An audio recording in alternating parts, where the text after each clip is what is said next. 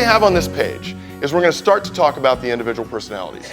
And we're going to do it in two different ways. The top part of your page, something we invented back in 2005 called the branching chart.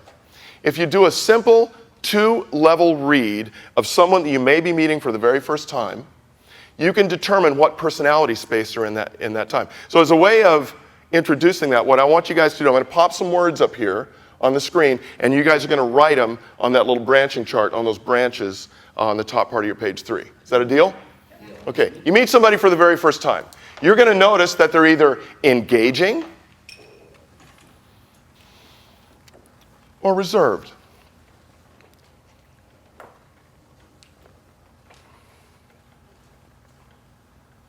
Now tell me, when you meet someone for the very first time and they're demonstrating engaging behavior, what does that look like?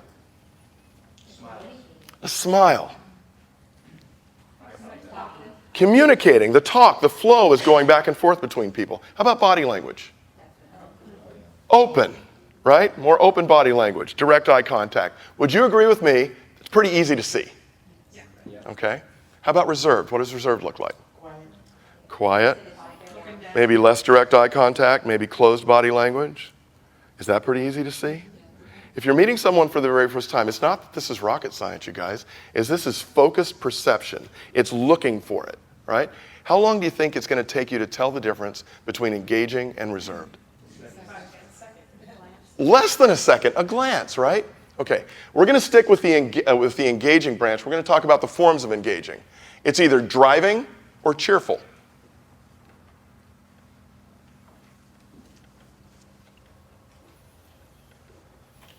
What does driving look like? In control, taking control. They know where they want to go. They don't really want to hear how your trip to over the weekend went to the coast, right? They have a very specific point A and point B. All right, what does cheerful look like? Happy. The wonderful thing, let's all sing this together. The wonderful thing about Tiggers is Tiggers are wonderful things. They're bouncing. Yeah. How quickly can you tell the difference between driving and cheerful? Another half a second. So what are we up to now? We still less than a second if you know what you're looking for? Okay, now on the reserve path, actually we're going to call engaging plus driving, we're going to call that personality style direct red. And with our icons, we're going to use that rocket taken off as our icon for direct red.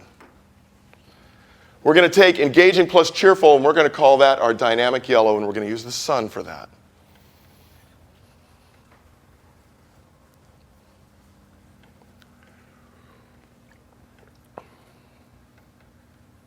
Now on the reserve side, it takes one of two forms, either warm, caring, compassionate, or loving, or cool, analytical, precise, and logical. You know what I'm talking about? How quickly can you tell those? Sometimes those take a little longer because you're not having the flow of words and open body language, so sometimes those take a little longer. But can you determine whether someone is in warm, caring, compassionate space once you do some of the right things that we're going to talk about here in a minute? We're going to call reserve plus warm our caring green.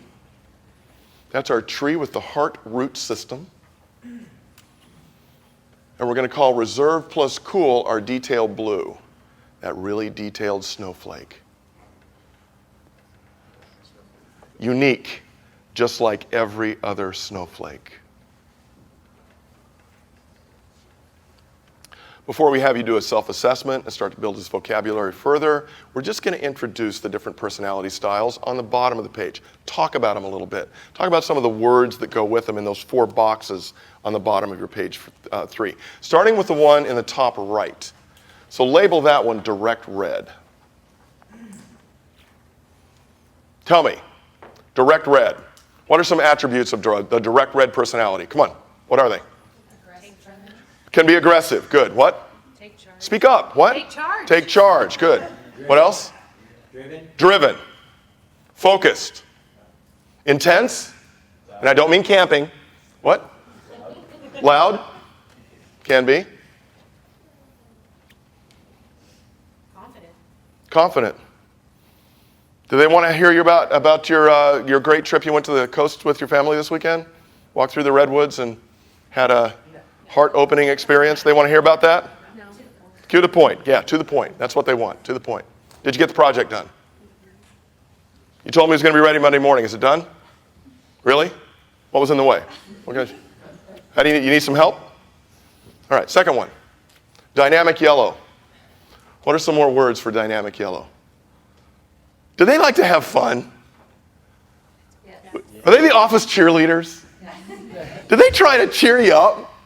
Are they bouncy all over the place? Sometimes their energy just get in the way. Is it all over the place? Are they inspirational? What else? Excitable? Energetic? Fun? Do they want to hear how your trip to the coast went this weekend? Oh yeah, but first they want to tell you how theirs went. Do they like to do things all by themselves? No, they like to do things in big groups. Let's take the hill together and have fun doing it, right? Can be. Can their energy sometimes be overwhelming to people that just can't process that much energy? Or to the people that are the opposite. Yes, and that's the big thing. It's one of the big things we're going to talk about. We're going to have a lot of fun with that. All right? Caring green. Lower left box, caring green. What are some words that go with caring green? Mellow, quiet. What else? Reserved. Oh, I heard boring over here. I heard boring. Oh, what the heck? Really? Did you really mean that? What else? We'll deal with that later. Okay. Empathy. Excellent. Caring. What is empathy? Feeling what the other person's feeling. Now let's back off from that just a little bit. How does another person decide how to feel about something? Anybody in here ever hear of cognitive therapy or rational emotive behavior therapy? Yeah. How does a person decide how to feel about something? I don't know that they decide how to feel. They just kind of naturally. That's good, right? Yeah. We've had certain life experiences that have defined how we judge things that happen on the outside world. Would you agree? So we've had teachers program us. We've had commercials program us. We've had society program us. We've had self-programming that happens at all levels. And so on that level of programming, we built a belief system, a set of filters through which we filter information from the outside world. And then we decide how we feel about that, and then based on how we feel about that, we make a decision as to what to do. Right? Empathy is trying to feel what someone else is feeling as a result of an external event. Is that right? Let me ask you this question. Is that even possible? Are your belief system and your set of values and your filters the same as yours? Where do those come from? Your individual self, your own life experiences, right? So is it possible to truly empathize with anyone? But you can try. You can try. You can at least realize that their perspective is probably different than your own, and you can appreciate that different perspective. Is that what true empathy is? Have you guys ever heard... Yeah, or sympathy, yeah, and sometimes people get those two confused, right? Have you guys ever heard of Jack Handey? Deep Thoughts by Jack Handey? Yeah. Do you know what he has to say about empathy? Anybody ever heard it? This is really important. It's probably the single most important lesson you're going to get today, so please listen up. You might even want to write this down. Okay, but hear it first and then decide if you want to write it down in a minute. Have you ever heard it said that before you judge anyone, you should walk a mile in their shoes? Yes. Yeah, so what Jack Handey says is before you criticize someone, you should walk a mile in their shoes. That way, when you criticize them, you'll be a mile away and you'll have their shoes. Right? What else about caring green? Are they loving, supportive, nurturing? Are they fast-paced or slow-paced? Slow-paced. Does sometimes that bug the faster-paced energies? Let's talk about the last one. Just introduce it. Detail blue. Detail blue. What is it about detail blue? What are the defining characteristics? We should have actually started this discussion about 45 seconds ago. They're analytical. Punctual. Organized. Detail-oriented. Very good, good, good. Detail-oriented, precise, analytical, punctual. Introverted, and that defines, okay, they like to do more of their energy generation and processing internally. Yeah.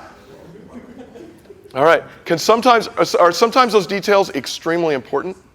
To them. Absolutely. Or sometimes they're just a little bit over the top? Yes. Yeah. Analytical, precise, logical, detail-oriented. Right now, before we go any further, what I'd like you to do is look over the words that we've just created and put a little asterisk next to the box you think that best defines you. Most of the time realizing it probably changes a lot, but which one are you the most? Put a little star next to that. Don't worry. It's okay. We're just learning the language.